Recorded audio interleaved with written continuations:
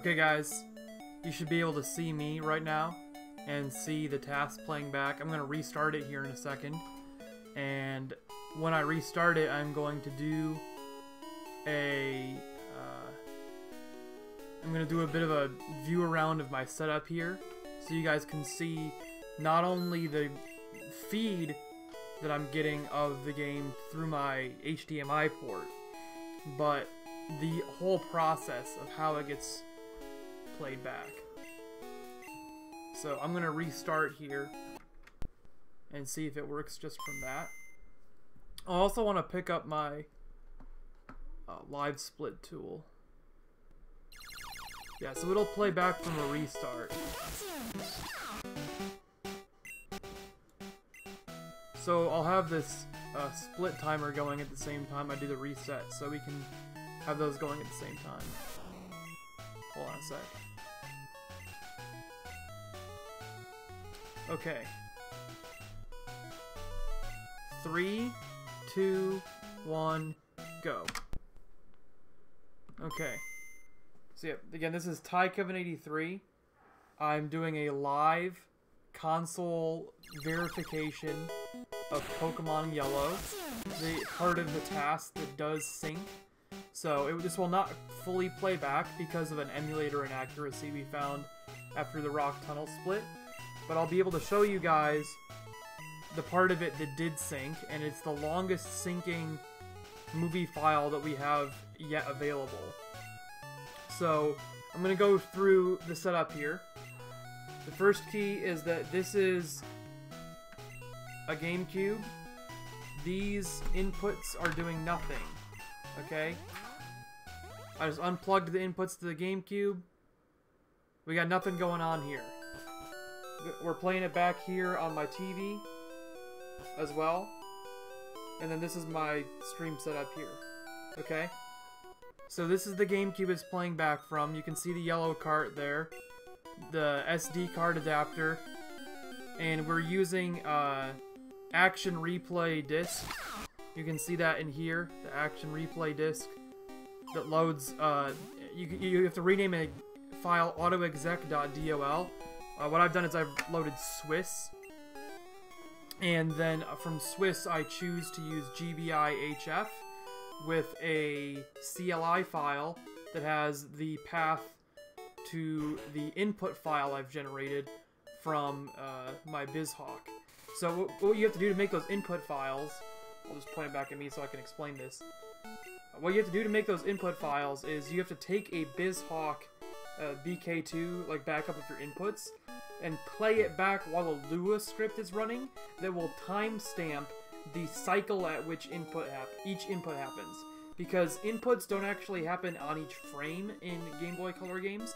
They happen at a subframe level. So you have to know exactly when the task that was designed was putting the inputs in at a cycle level.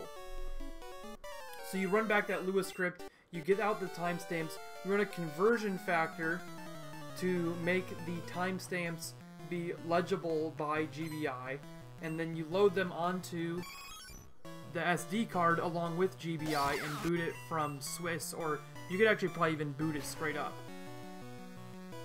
Now from there, my GameCube is being captured via an Eon GCHD adapter so that I have native HDMI output from the GameCube over here into a Avermedia CO27 cap card, internal PCIe cap card.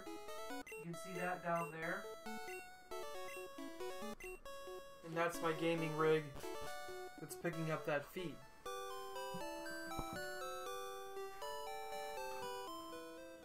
Hey Juan, how's it going?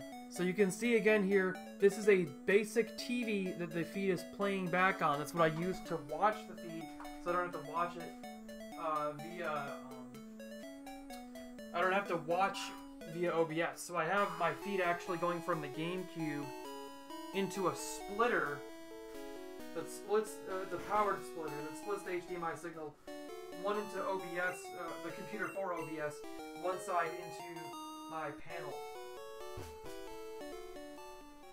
And I'm running off an LG OLED B7 panel for the playback. a very accurate OLED panel. It's great. And it has very low input lag, which is great for gaming. So you can see, the GameCube this is playing off of has no controllers going into it. The control is not being done by a human. It is picking up inputs that are mapped out on the SD card and playing the game back using those inputs. If anybody at any time during this playback wants to know more about that process, just let me know, and I will explain it again.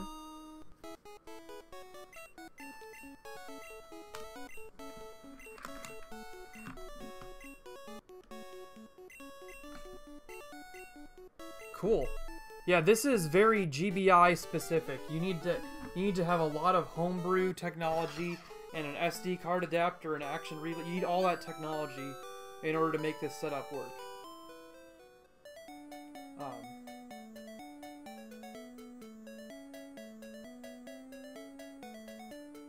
I must have messed something up with my my splits, because it's got my world record Ditto split wrong. That's no big deal. But I've not actually gone through and used the timer with the splits before, so I've not gotten to see how much faster it is at each point than the world record.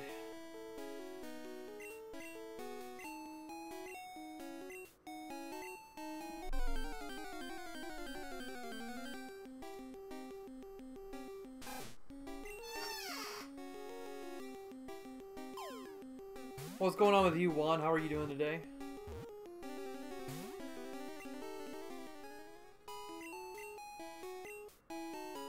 So the options I'm using to make this work properly with the Eon GCHD are Chroma Lock Center.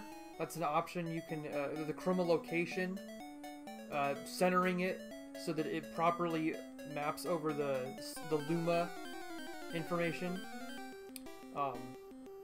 That makes the playback here look a lot prettier than it would on a normal GBI without tuning. There's some weird chroma issues with the way that the GameCube outputs video information. So, Extremes had to do a lot of tuning to make that work.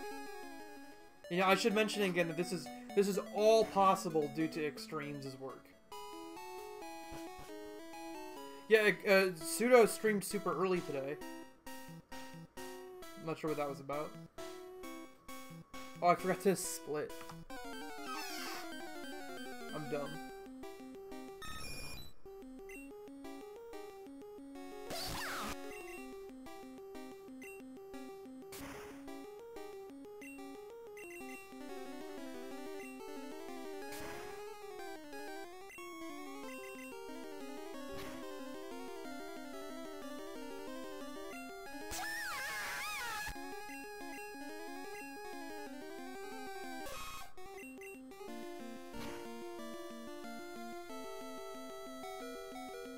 I love this play here where we get hit to 1 with the gust, so we get red bar back. It's dumb though that you don't actually get the red bar noise through all of that with being a wild encounter.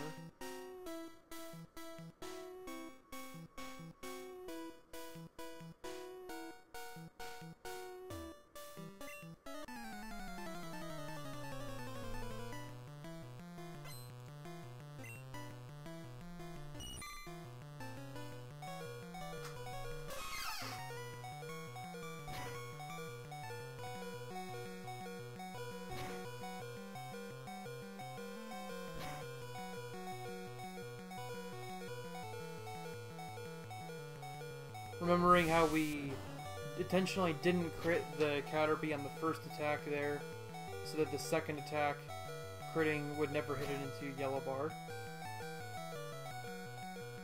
Oh yeah, the Earphone 3 is terrible. It's like the worst part of the TAS. It's kind of dumb that Fast Options does that, but I just feel too bad manually turning it off after doing fast options.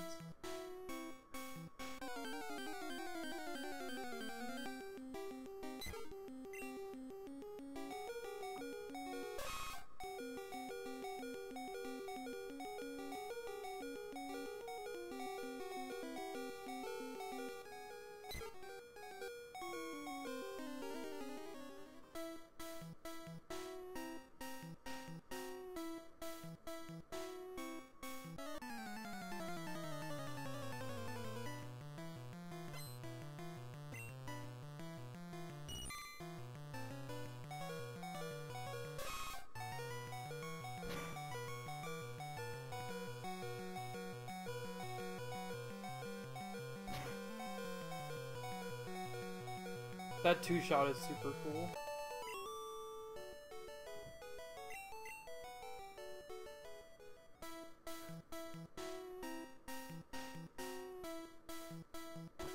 .955 exit, just as we had predicted.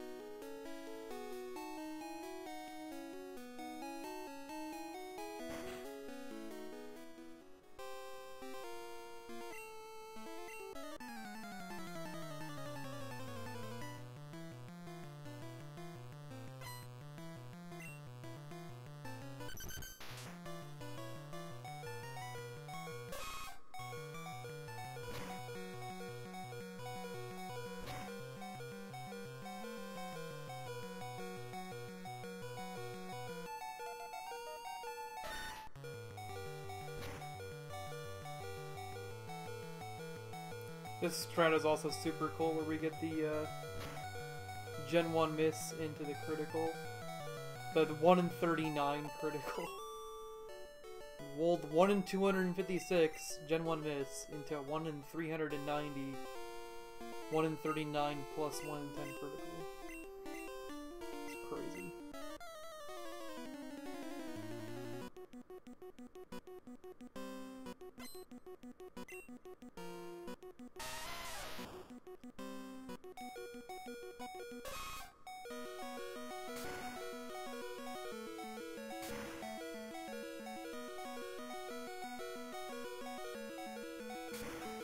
Got him.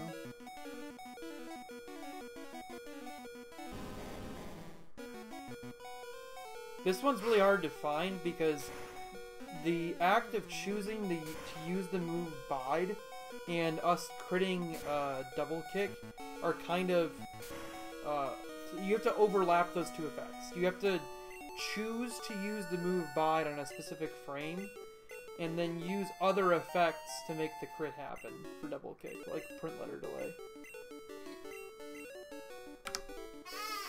There's the old 12-10 Brock split.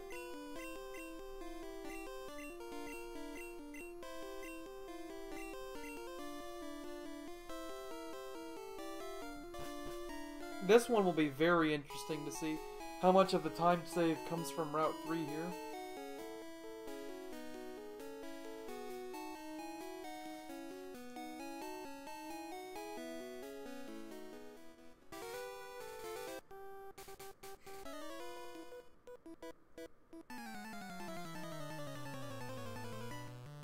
It takes a long time to walk to that next fight. There's a lot of time lost in the game just attributable to the walking to these fights. A lot of distance you have to cover, excuse me, between the routes.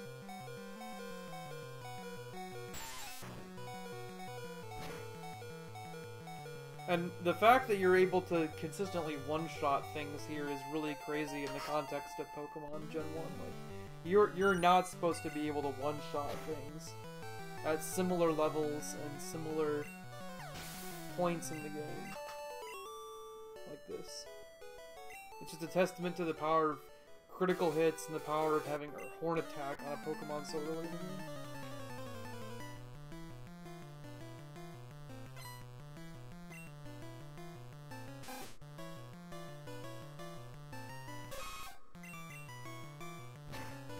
You can hear the clicks there from selecting the move because of not having red bar at the time of using double kick. Now we have our red bar back.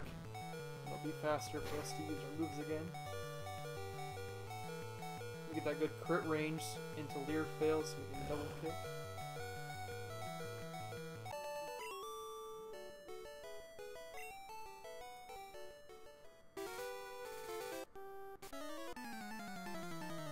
Not actually doing that much faster than you would normally expect at this point, though. Like, 14:10 into this fight is like 5 minutes ahead of the world record's case. Oh, for sure, dude. I'll be there on Sunday. Don't worry about me. I'll be there. Good luck with your attempts.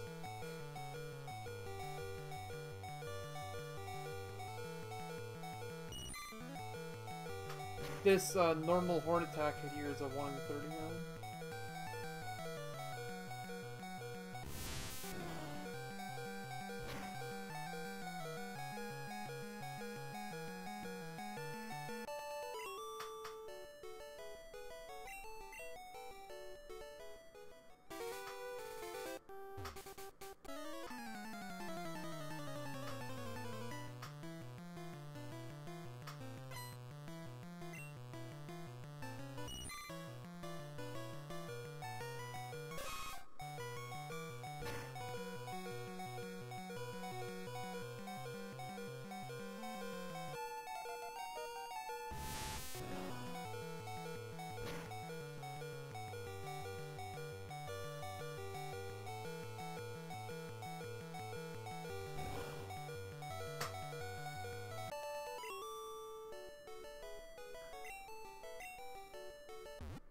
Nice.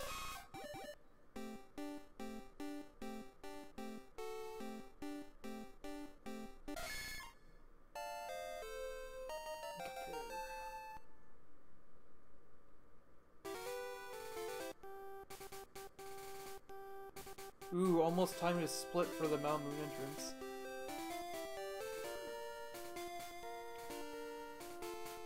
Get to cut out a bunch of time loss here with... Basically, with the latest routing we know of with Mega Punch, we're cutting out all of the time depositing Pikachu. What the end of the lane, bro?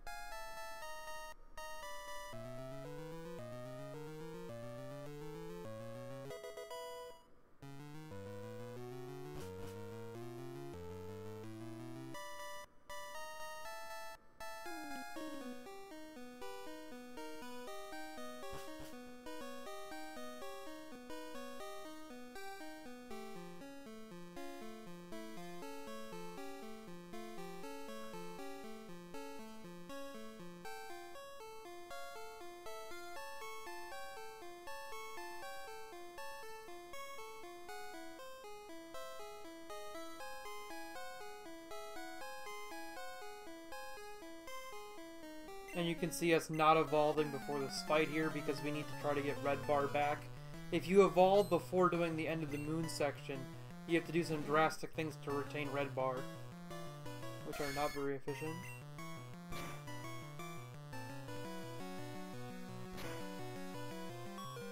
Now we have red bar back on Grimer here without even having it need to critical us with Pound. And you can see us using Tackle before Horn Attack on that Grimer so that we don't hit it into the yellow or red bar with Horn Attack critical on the first turn, avoiding color lag. We do get a critical first there because we wouldn't want to take the extra time swapping back from Tackle to Horn Attack. So you know you have to swap back to Horn Attack anyway on Voltorb because you have to use Voltorb. You have to use Horn Attack on Voltorb the next turn after Horn Attack. So you don't mind going down to Tackle and then going back to Horn Attack on the first turn. It's a grimer fight. But if you end the battle and you do tackle then horn attack, you have to go down and up. Whereas if you were just doing horn attack and tackle, you only have to go down, because it's the last maneuver. So you're better off just doing horn attack and then tackle. Because the changing the moves is 7 frames, and the color lag save is 5 frames.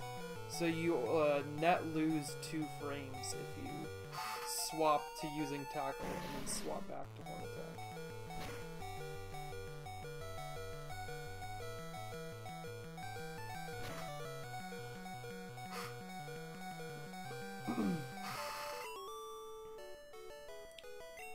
There we got to use 2 horn attacks in a row, so we were okay.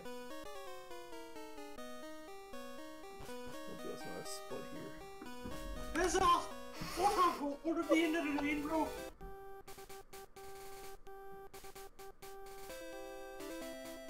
The forest is almost certainly the most drastic improvement available from TAS strategies. The forest is a mess of RNG.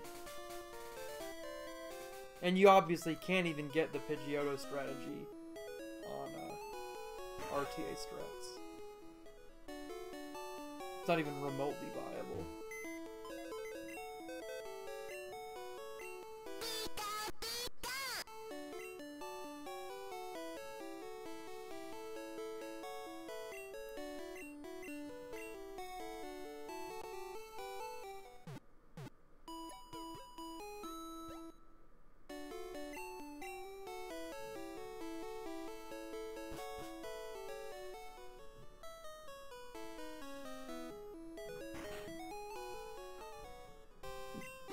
Gotta love the quick uses there. Really fun.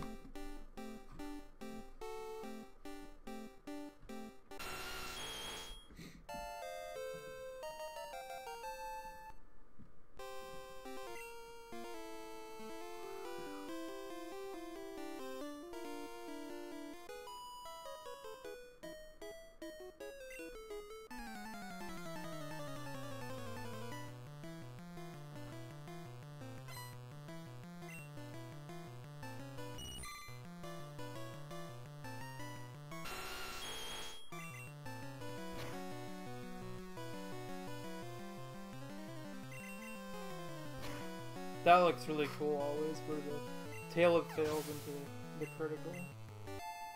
It's just so clean.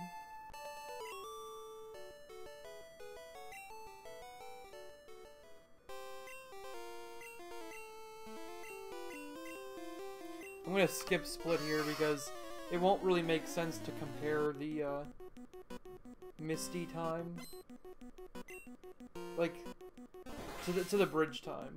The Misty time is shorter than the bridge time anyway. So actually, let's just do it so that we can see what's going on to an extent.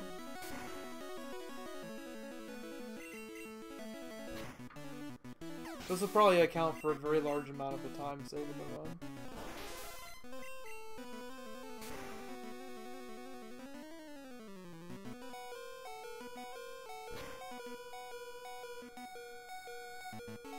It's just going to be misleading about where the time saving is actually coming from, because it's really going to come from the amount of red bar that we'll have on the bridge and all the turn saves from criticals, where we're actually losing time in Misty's gym in some ways. Piss off! What at the end of the lane, bro? So we're 11 minutes ahead now, but we won't stay 11 minutes ahead.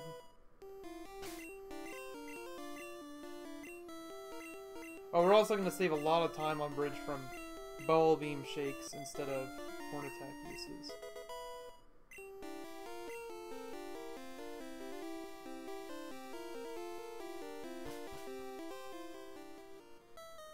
So in order to make a decently fair comparison here, I'm going to split probably after like getting to... I guess after Bill is probably a fair comparison, because you have to walk around. Maybe like after exiting Bill's house. Might be a somewhat fair comparison.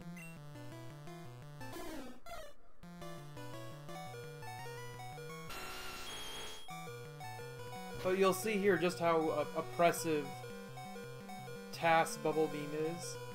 Being able to crit whenever you want. And being able to get Bubble Beam before the bridge. And crit it whenever you want is absolutely overpowered.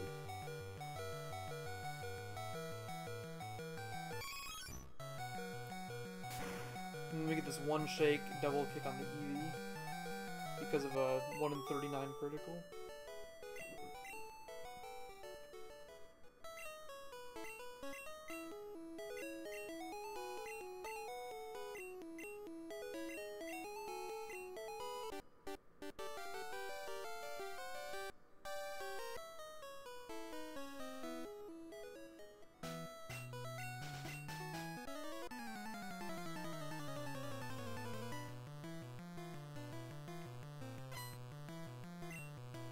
We only need to sync for about 12 more minutes before we pass the Pokemon Blue Catch 'em All TAS, which is the fastest fully syncing, or the longest fully syncing TAS that has been done on Game Boy Color. Whereas this is just the longest syncing TAS. It doesn't actually accomplish its goal because it desyncs, but it syncs for the longest period of time.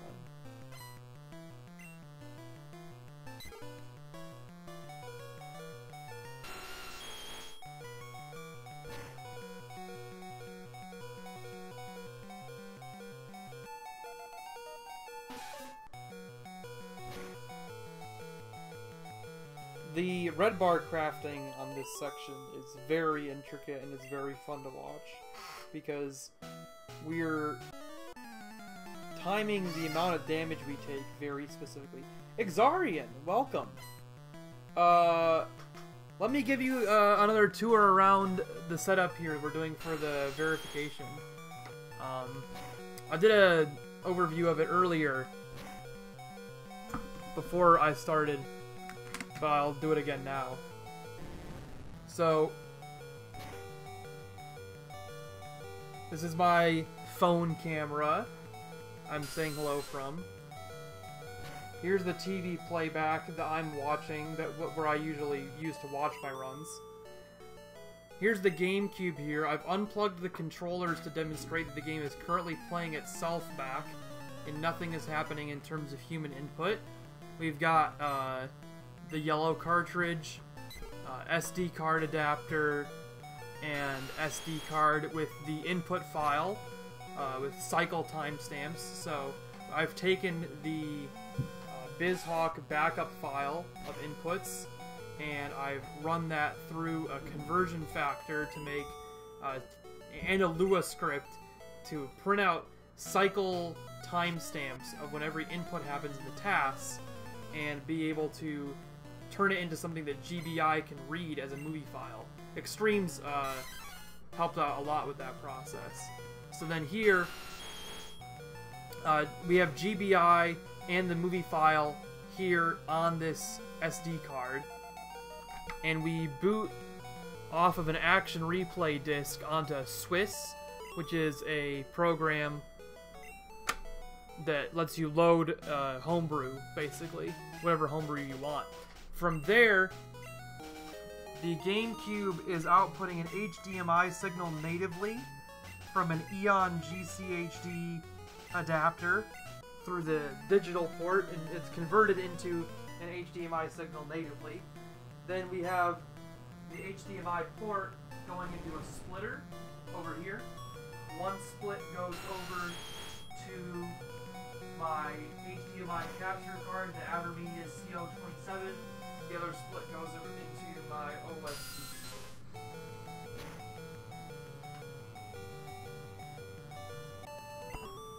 So that's the basic process here for doing the console verification tests.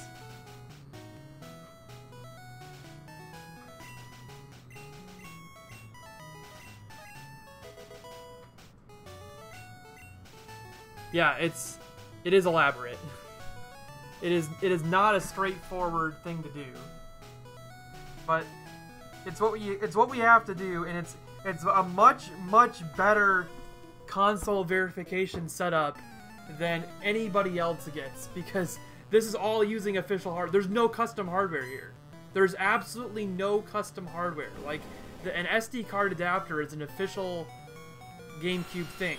The only thing custom about it is the homebrew software we're using to deploy inputs to the Game Boy player.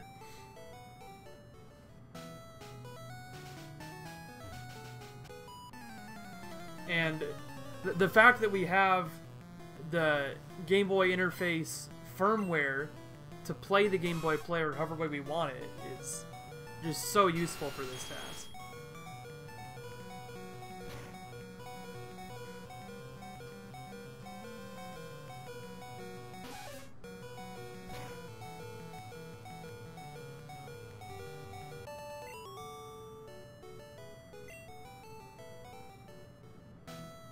So at the end of the day, what this all means is that we can take a TAS we've done on BizHawk, turn it into the cycle timestamp input files, put it on an SD card with GBI, and play it back from a console without doing any modification to any controllers or console hardware.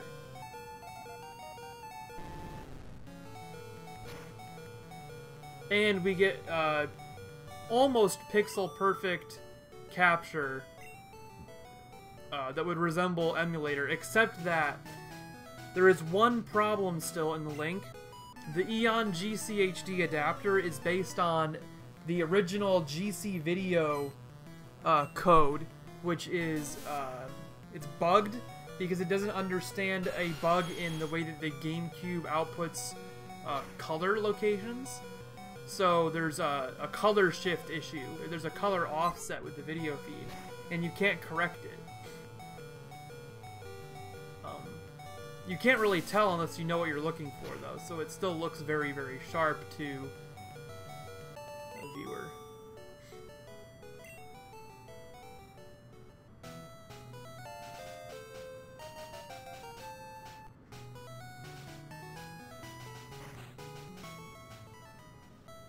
Well, we're not going to save as much time on this Misty section as I expected to be able to.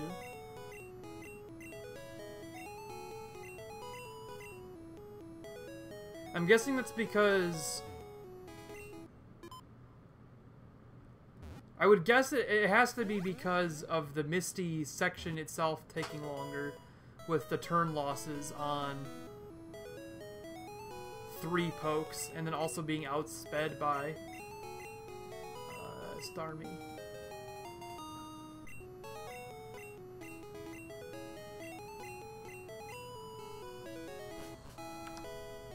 I'm just gonna split there to try to match up somewhat. So we gained 3 minutes and 40 seconds beating Misty compared to when you normally beat Bridge, and then we lost 2 minutes and 50 seconds beating all the fights through Bill compared to what you would normally have to do to get through Misty.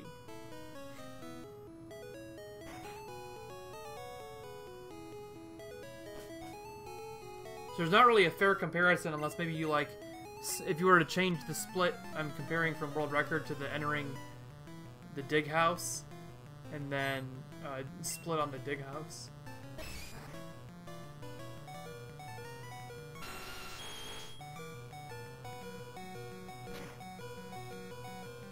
That's another bit, I guess, having already gone into the menu to teach Bubble Beam.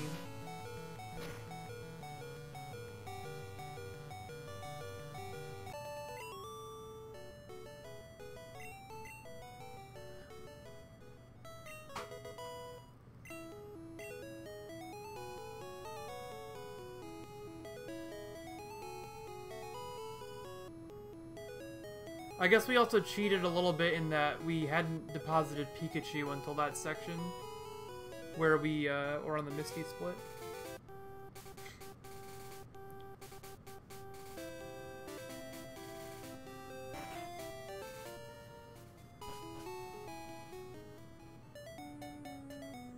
I'm still pretty sure that that full restore pickup is the fastest way to get an item. Because after all of the other stuff we do with buying an extra TM7 and an extra Pokédoll, that I think that's the next item, the next fastest item to get.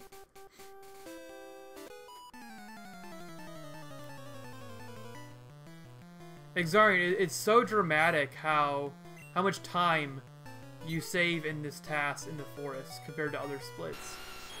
Like, you can see, we saved like a minute 30-ish, to a minute 15 to a minute 30 between like Brock and entering Moon, and then between entering and exiting Moon, and between exiting Moon and getting through Misty.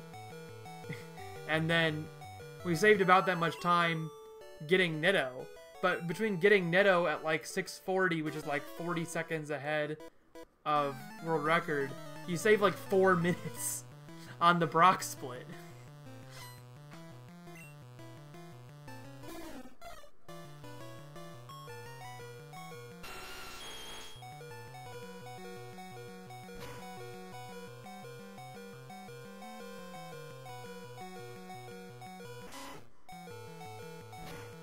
Allowing ourselves to get quick attack here down to 2.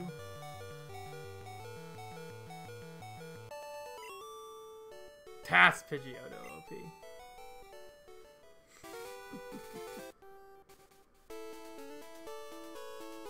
If only. If only it were as easy for humans.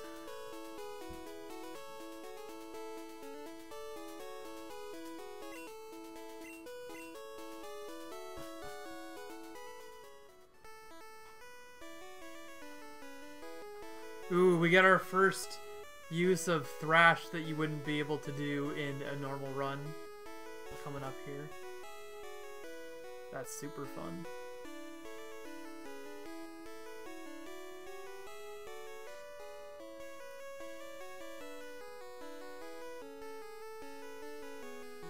Are you planning on streaming in the morning more often now, Xarian? I haven't been able to catch it as often.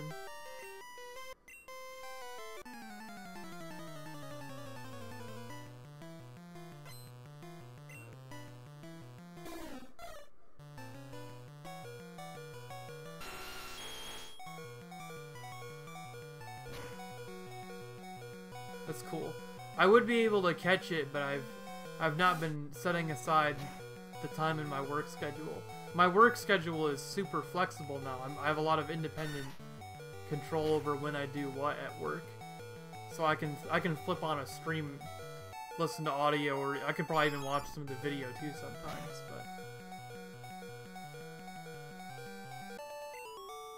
point being, I can set aside. I haven't known when you were going to stream, and so I haven't been able to plan it out and like rearrange meetings around it.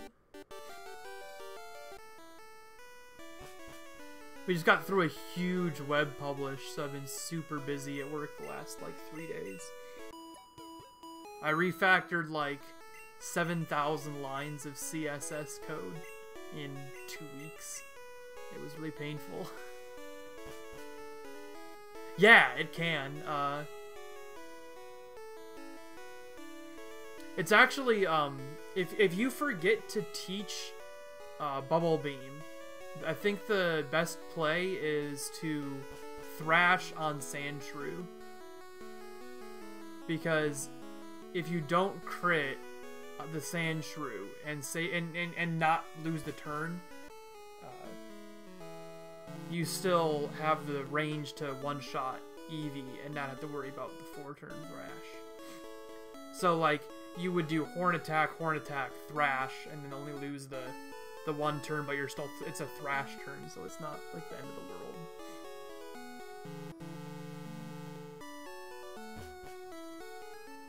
Backup strats.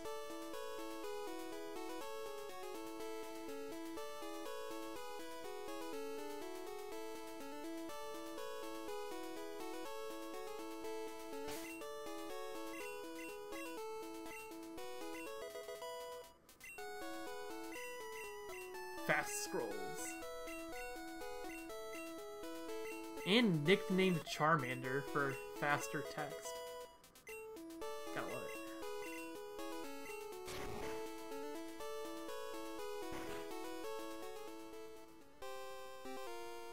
This is sub 40 surge, right? I forgot exactly how it works. That cans is so crisp. It's great.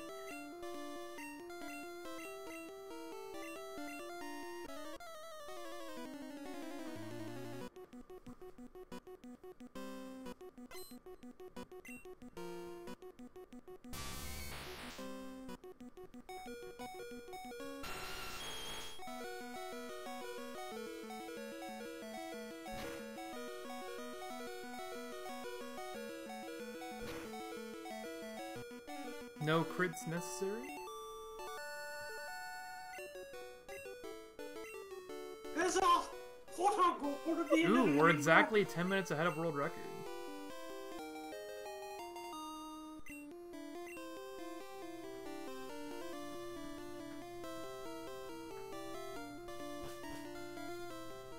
That's a lot of time save available from the surge section. Oh, yeah, it's because I haven't done the voucher yet. So we're cheating like 30 seconds of that.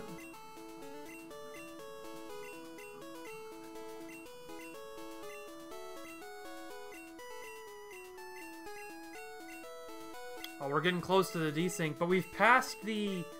This is the part of the run where... This is the longest console TAS of GBC. We have passed Pokemon Blue. This is it. This is the longest one.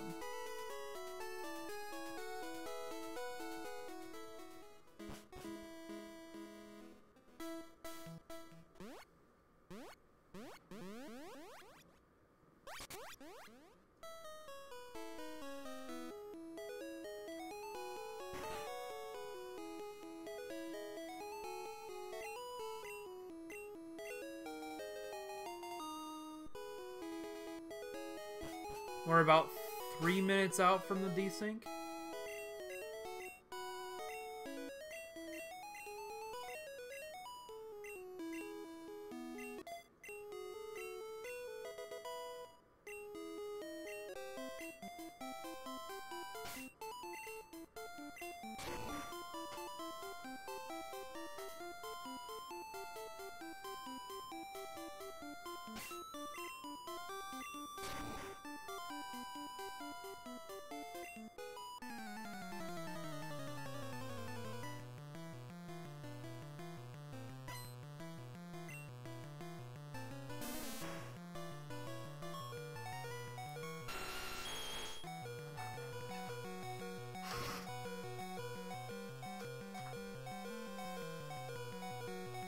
I'm sure a lot of the time save in the run is from this split, because it's just so much.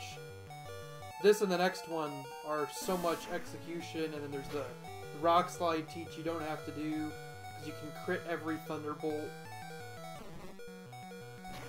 There's so much execution elements you just can't do as a human because of the fast scrolls. Alright, this is the last synced battle before we get to the desync.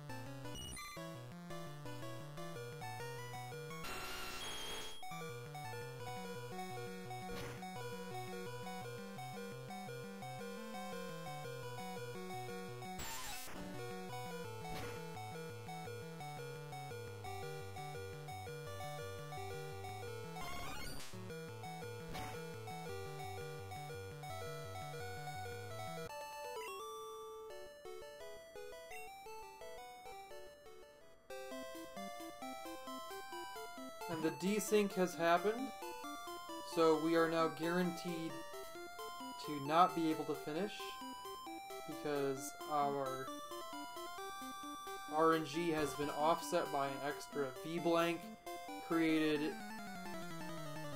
due to a bug with the way the game interprets halts.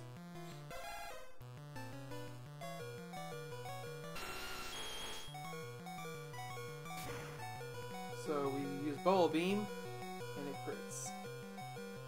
So, we have desynced successfully. Independently verified that the TAS desyncs on console.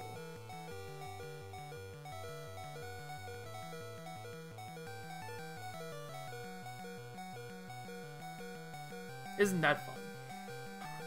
Alright, that was the stream for today. Hopefully I'll get back to doing real runs soon, or back to fixing the TAS. Those are my two goals for the moment. Hopefully, I'll probably be doing runs first and then fixing the TAS in that order, but I can't really be sure because I'm not sure when GIFX or anybody else will be able to assist with doing the emulator rewriting necessary to get a syncing TAS past that point. Thanks for watching, anyone who was here. I'm gonna head out now since the TAS doesn't work. I'm gonna reset the GameCube completely just to show off one more aspect of how this works. So, I know Dwango wanted to see from the point of hitting power on the GameCube. So we've got GameCube power on. You can see on the TV that that was correlated with GameCube power on. You can see that the TV is booting the action replay disc, and the auto exec function has happened, and we've booted into Swiss now. This is the homebrew loader Swiss. So we've got an SDHC card loaded up with our auto exec program, which is Swiss, and then here GBI. We open up our GBI folder. I have my GBIHF and GBIHF.CLI. The CLI file contains a link to my inputs text file, which is this guy. This is at the bottom here. That's the input text file I'm on. So this is the program, GBIHF. This is the text file that has all the cycle time-stamped inputs that it's reading. So we will launch GBIHF, and from that launch action, we have the TAS playback.